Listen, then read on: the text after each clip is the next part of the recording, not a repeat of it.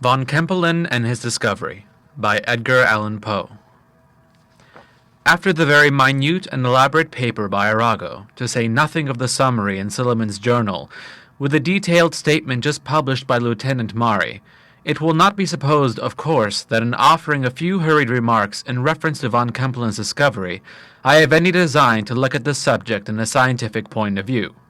My object is simply, in the first place, to say a few words of von Kempelen himself, with whom some years ago I had the honor of a slight personal acquaintance, since everything which concerns him must necessarily, at this moment, be of interest, and, in the second place, to look in a general way and speculatively at the results of the discovery.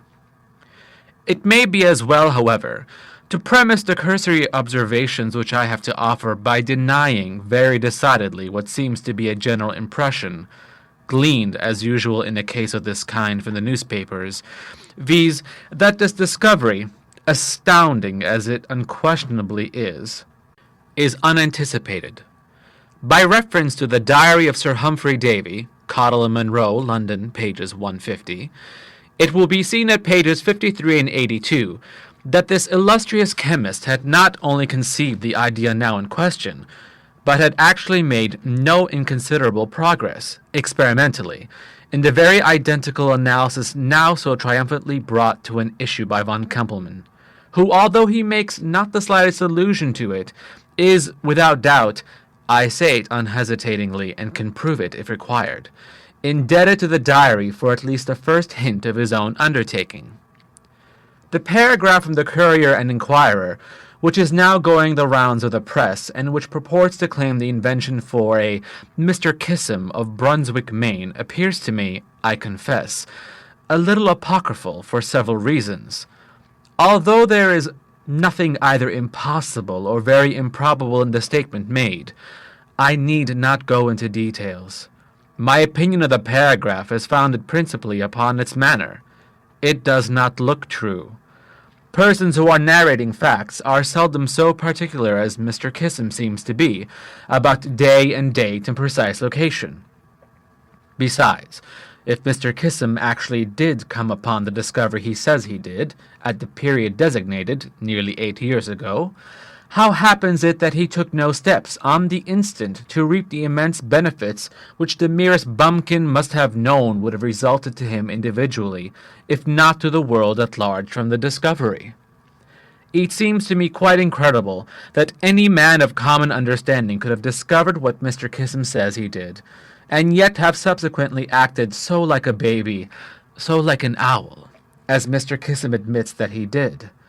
By the way, who is Mr. Kissam? And is not the whole paragraph in the Courier and Inquirer a fabrication got up to make a talk? It must be confessed that it has an amazingly moon-hoaxy air.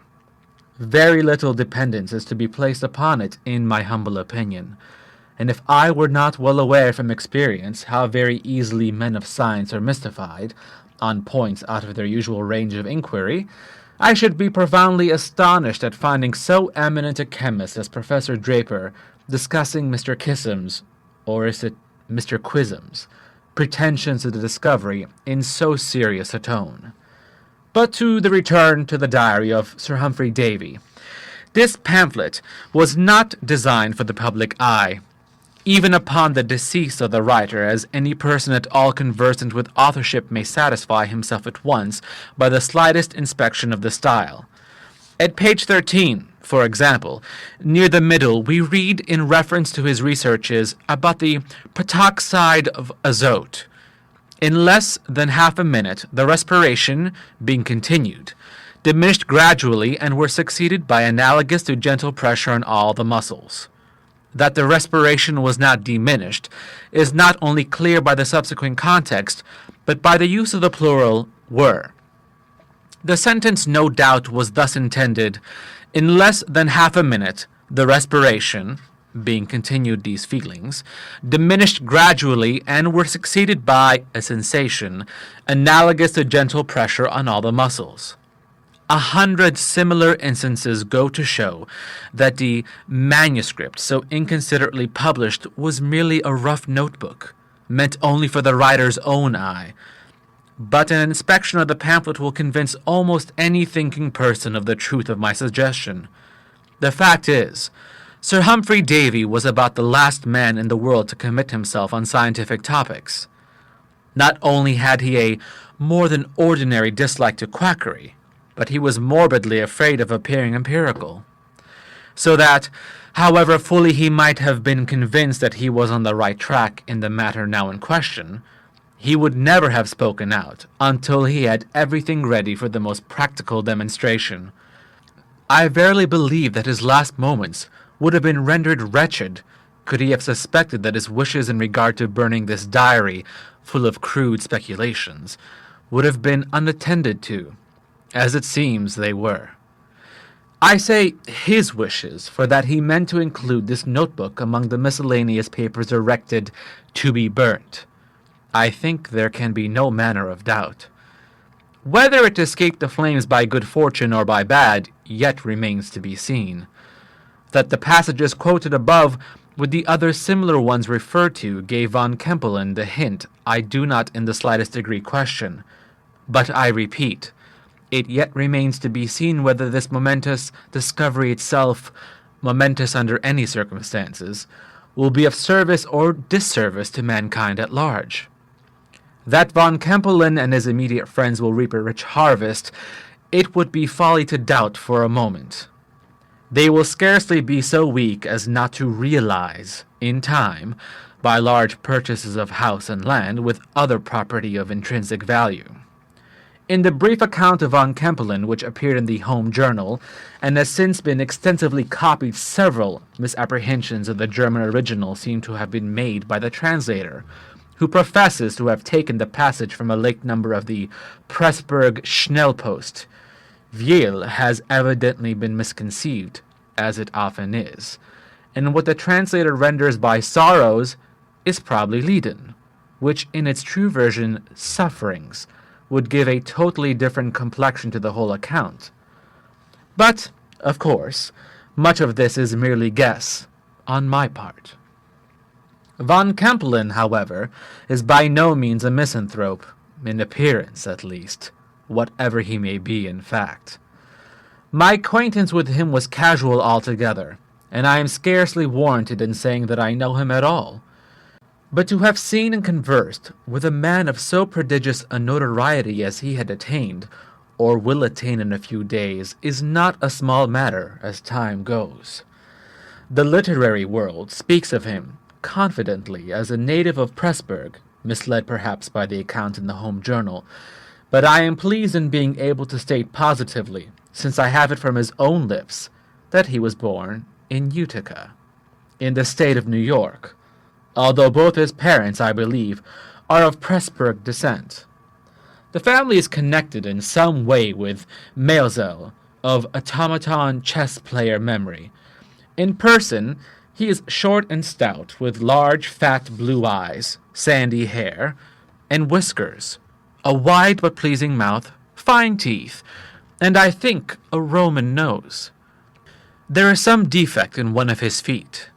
His address is frank, and his whole manner noticeable for bonhomie. Altogether, he looks, speaks, and acts as little like a misanthrope as any man I ever saw. We were fellow sojourners for a week about 6 years ago at Earl's Hotel in Providence, Rhode Island, and I presume that I conversed with him at various times for some 3 or 4 hours altogether. His principal topics were those of the day, and nothing that fell from him led me to suspect his scientific attainments. He left the hotel before me, intending to go to New York and thence to Bremen.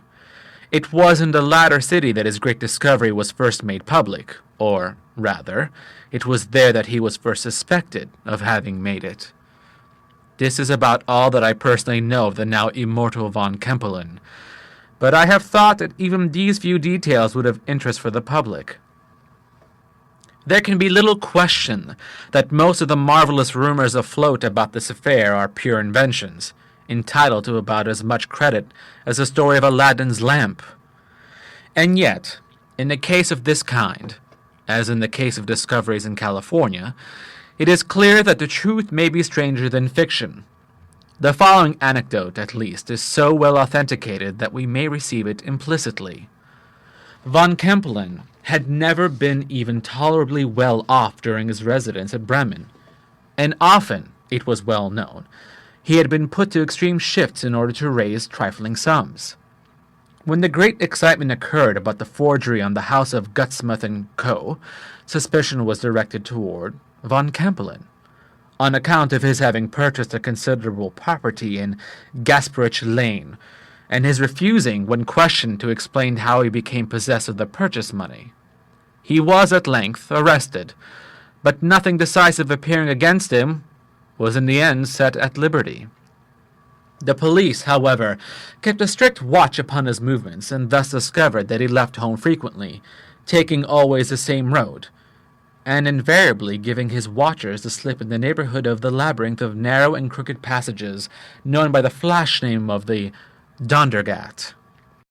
Finally, by dint of great perseverance, they traced him to a garret in an old house of 7 stories, in an alley called Flatsplatz, and, coming upon him suddenly, found him, as they imagined, in the midst of his counterfeiting operations.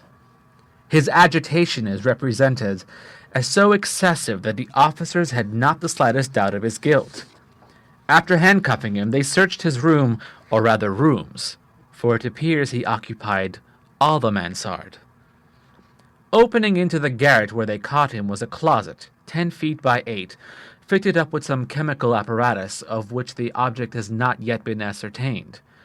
In one corner of the closet was a very small furnace, with a glowing fire in it, and on the fire a kind of duplicate crucible, 2 crucibles connected by a tube.